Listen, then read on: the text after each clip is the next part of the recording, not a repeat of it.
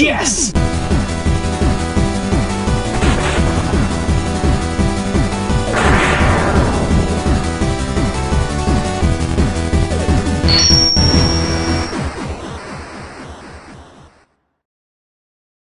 Moonwalker! That's no moon! Welcome to a brand new episode of The Completionist, and today, guys, I want to share a little story with you. After our panel this year at MagFest, I ran into a gentleman named Max, who at the time was cosplaying as the King of Pop, Michael Jackson. He was so committed to that cosplay and asked so nicely that I reviewed today's game. So, Max, this one's for you, like I promised. Also for Michael Jackson.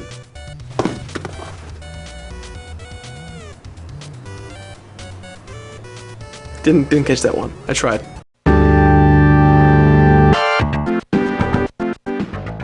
Michael Jackson's Moonwalker. Supposedly this game is based on the hit movie Moonwalker, which is a random and very oddly paced film about Michael Jackson's achievements. But here's a fun thing I just want to throw out there. I love Michael Jackson's music.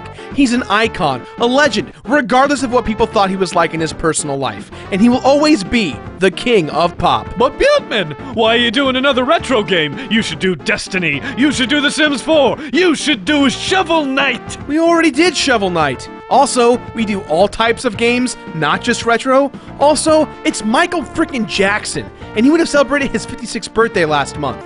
So stop being bad, just look at the man in the mirror and beat it. I see what you did there. Also, that's gross. As I said earlier, Moonwalker was based on the movie that randomly chronicles the success and talents of Michael Jackson.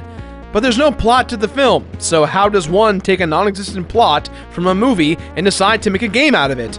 Well, Moonwalker for the Sega Genesis is actually based off the arcade title of the same name. As well as the Bond movie. Wait, that's Moonraker. The arcade title is an isometric beat-em-up that stars Michael Jackson battling his way through stages that are somewhat inspired by the film.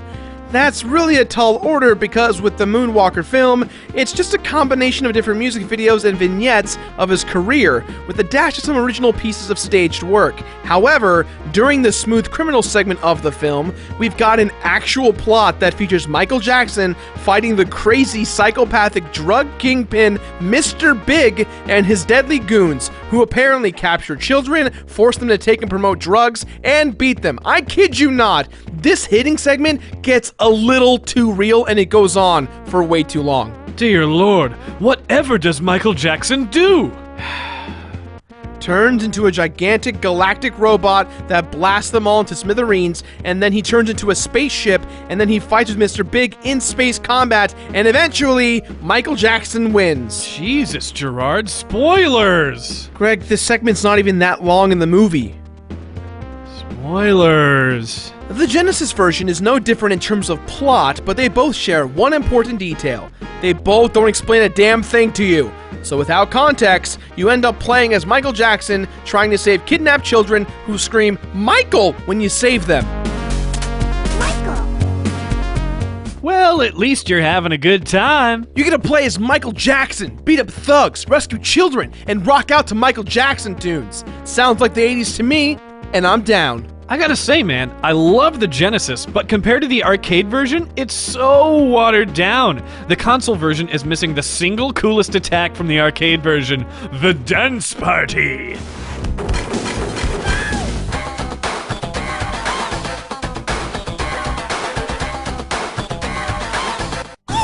You can still do the dance party move in the Genesis version, but you're right, it's way cooler in the arcade version.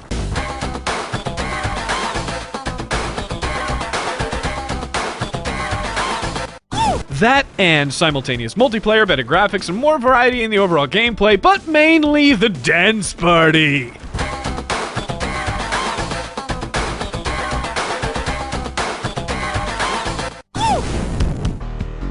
Both the Genesis version and the arcade version of the games were developed internally by Sega. The arcade version did have another publisher on board named Triumph. So yes, this would be considered a first-party title. We shall call our company Triumph. Our first order of business is to crush the future Genesis version of our own game. The design and concept of this game rests on the shoulders of Michael Jackson himself. This was his creation, and everyone tried as best as they could. It's actually really funny. The sound effects of Michael constantly yelling, "Woo!" like he does is awesome. Every level starts out with an image of Michael Jackson saying, "Woo!" I think based on the credits, not too many people were proud of this game. I know back in the day, people were ashamed to have worked on some games they developed, so they create nicknames, and it was very common. And this game, for the most part, was received poorly. Woo! In terms of visuals, there's nothing really to gawk at. To be fair, there's a lot of weird Genesis titles that can exemplify how poorly designed a game can be. I appreciate the handspark animations every time you attack in any and all directions, and the visual effect that happens when you rescue a child and she screams, "Michael!" is entertaining to say the least. Michael! Yeah? Get the f out. For Genesis covers of Michael Jackson classics, these are pretty good. I wish there were more tracks altogether, especially since this game is surprisingly lengthy for what it is. Moonwalker's tracks include Smooth Criminal, Beat It, Another Part of Me, Billie Jean, and Bad. And while the music is great, the sound effects definitely remind you of the limitations of the Genesis. Not to mention a massive missed opportunity by not having Thriller play in the graveyard level. Funny you mentioned that, Greg. Even though the level should have Thriller, in some versions of the game, it actually does.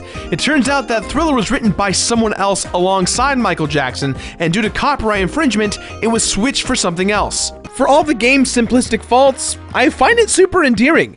I never played it before, and it seems bad all over, but sometimes, bad games are still good. You know what I mean? What? But your kids are gonna love it. Speaking about bad, try this one on for size. Cause Greg is bad, I'm bad, Shimona. You know Greg's bad, I'm bad, can't do it. Cause Greg is bad, I'm bad, Shimona. Can't play, and the whole world has to answer right now just to tell you once again, Greg's bad.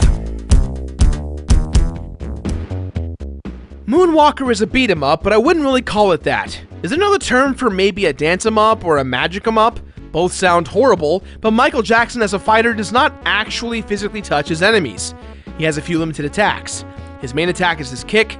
He does that Chimona kick, and glitter shoots everywhere. He does his high post glitter hit, and he can get down on his knees and throw glitter out of his hands. I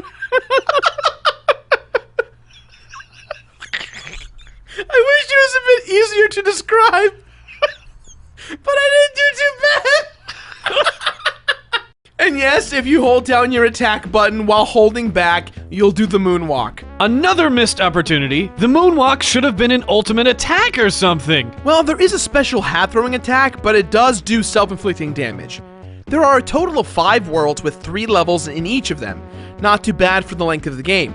The game shows random transitions between levels and chapters. For example, Michael Jackson turns into a car. Speaking of turning into cars, Michael Bay, Michael Jackson turns into a super fighting robot. Yeah. Why? I don't know. Want to know something else that's going to make you ask why? Sure. When you've saved all the children, Bubbles, which was one of Michael Jackson's chimpanzees, appears, jumps on your shoulder, and awkwardly points to where the boss is. Why? Exactly. Cause Greg is bad, I'm bad, Shimona.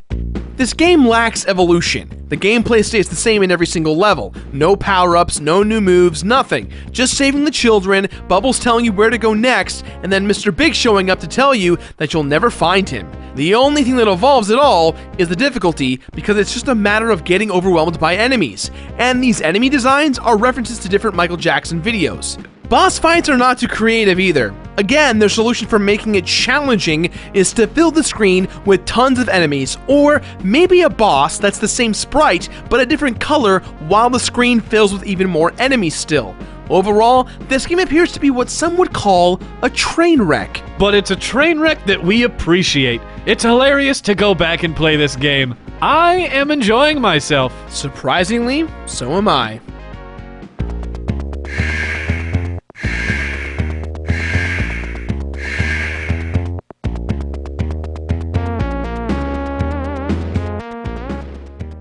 After you freed all the children and had Bubbles point you in the right direction, fought all the bosses / they're not bosses, and you've transformed into Mecha Michael Jackson, it is time to have the final showdown with the drug kingpin, children kidnapping, spider enthusiast Mr. Big.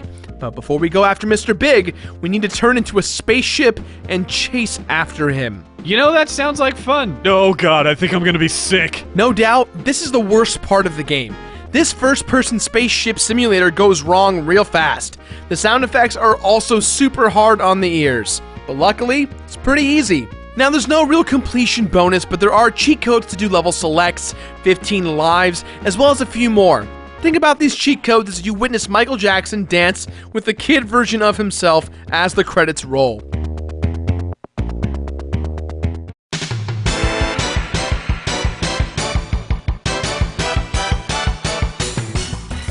There's no struggle. This game is very easy, and if you're even lazier than the average person, just type in a code to go to the last level and win.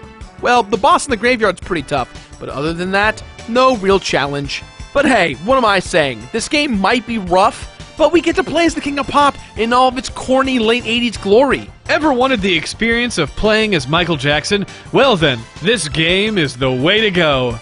I think. You can also play this one. Don't play that. Michael Jackson's Moonwalker is a game. It's a game that has buttons, and you control Michael Jackson to save young children from creepy old dudes. Okay, yeah, look, this game is pretty crappy, but you know what? It is an experience that I recommend. It's this type of bad that is so good because it's bad, like The Room. So, with that in mind, this game gets my completionist rating of, look at it. Look at it! And after you look at it, be sure to subscribe. Missed out on last week's episode on Earthworm Jim? Give it a click right here. And if you want to get caught up on Los Completionistas, here's our episode on Shovel Knight. Back to you, Gerardo. That's all the time we have for today, guys. So as always, leave your thoughts somewhere on the internet. Facebook, Twitter, Tamblegram, all that great stuff. Speaking of great things, live right now on ThatOneVideoGamer.com, we have a Spotify playlist just for you guys for 10 songs by Michael Jackson to listen to while you're playing Moonwalker. It's awesome. These songs are going to be prepared for you each and every week for every game we complete. It's going to be a fun thing. And yeah, so every Friday, check out in the description below. Give it a clickety-clack. And yeah, hope you guys enjoy it. Now, if you excuse me, who's bad? Yeah, take a guess.